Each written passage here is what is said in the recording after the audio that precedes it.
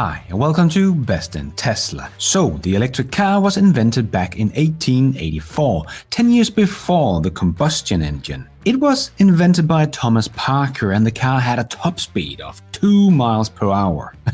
But the ICE car did come along and was much more powerful and didn't have this battery that needed charging that took too long, so it was just much more convenient, and that one took off. And of course, no one at that point knew what kind of mess this combustion engines would do to our health and our planet in this short amount of time. But 120 years has passed since the electric car got a hardcore smackdown from the internal combustion engine. But 2021 became the year that the electric car returned the favor and gave a hardcore smackdown to the ICE car. 2021 truly became the tipping point of the electric car and the beginning of a whole new era. And if you think Norway adoption of EV was fast, you have seen nothing yet. It is about to take off, and my little country of Denmark actually has its own little part to play in the history of the EV, as we have had an electric vehicle being produced in the country for over 35 years. And Denmark is a very good example of just how fast this transition is happening.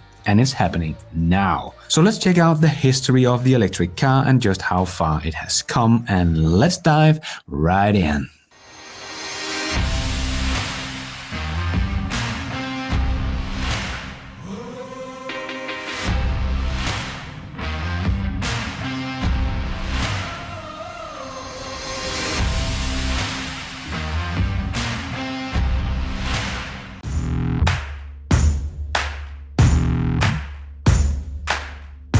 So 2021 was a great year for Tesla and the electric vehicle in general.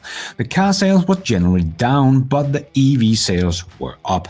That has been the theme all over the world, and also in my country of Denmark, that was down 6.4% in 2021 in car sales, but 2021 did become the tipping point of the EV revolution in Denmark that grew 75.1%. And December was the big end of the year sprint where Denmark's new car sales got to over the 50% barrier of plug-in vehicles, and December ended with 58% plug-in vehicle share. And the Tesla Model Y did become the best-selling car in December, and by far the best-selling EV in December as well, as we saw many places around Europe. But Denmark's adoption rate of EV is kind of mind-boggling. It is going very fast. If we compare to Norway, that is over 90% plug-in market share now and has been the first mover in this space. Well, from when they hit 20% EV market share for the first time, that was March 2014, and then they got to 60% market share by September 2018, about 4.5 years later. In Denmark, we hit 20% plug-in market share in August 2020, and in December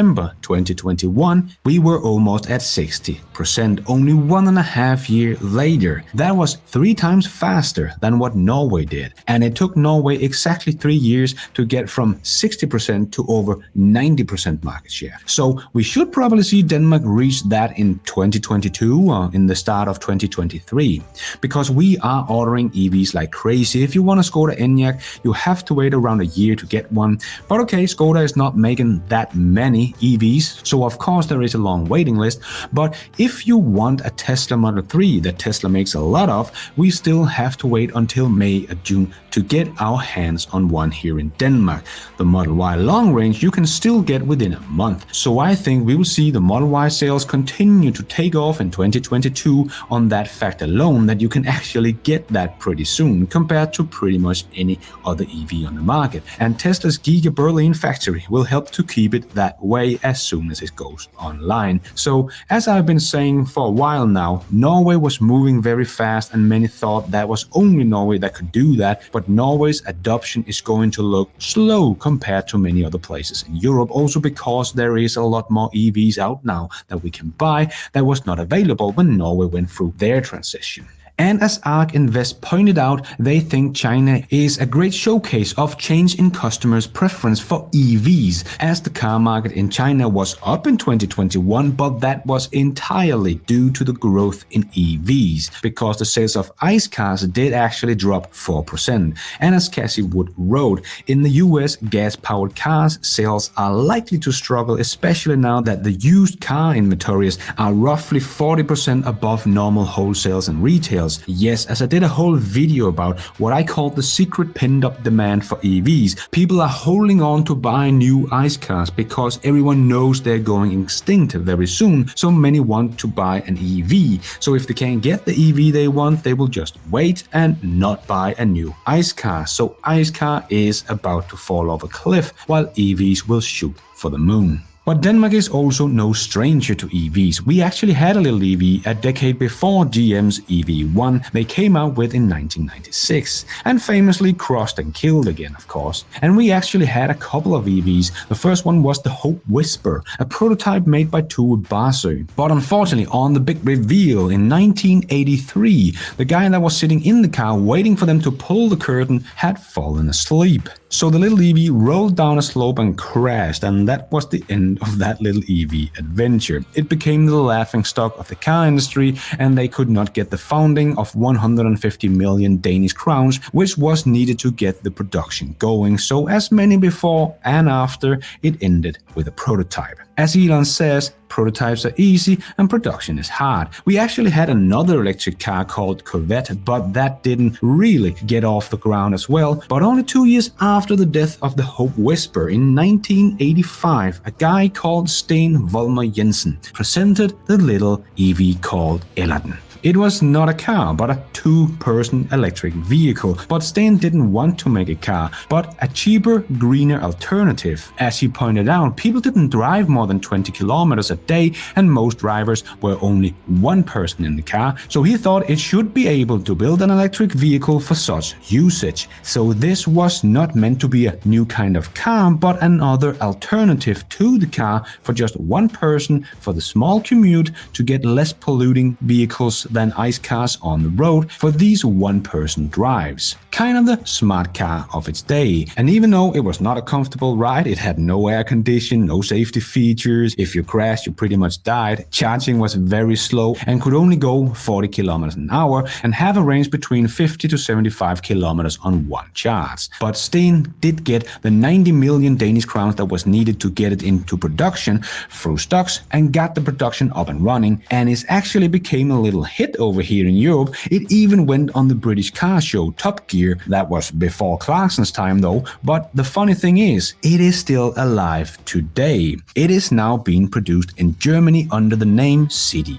L. So this little EV has actually been alive for 36 years now. Quite impressive. And now, 36 years later, here we are with real electric cars driving around that are more powerful than ICE cars. The Tesla Model S Plaid just made a hardcore smackdown to the ICE car, as we have seen it make drag races against BMW and Cadillac's most powerful ICE sports sedans. The Model S Plaid made them look like they were standing still. Tesla made this hardcore smackdown in the same year as the country that invented the little Ellerden back in 1985 got over 58% market share of plug-in vehicles. And it was the same year when EV overtook diesel cars for the first time in history in Europe. More EVs were sold in 2021 than diesel cars. It was also the year when the electric car for the first time in history took the #1 spot on the sales list in Europe. The Tesla Model 3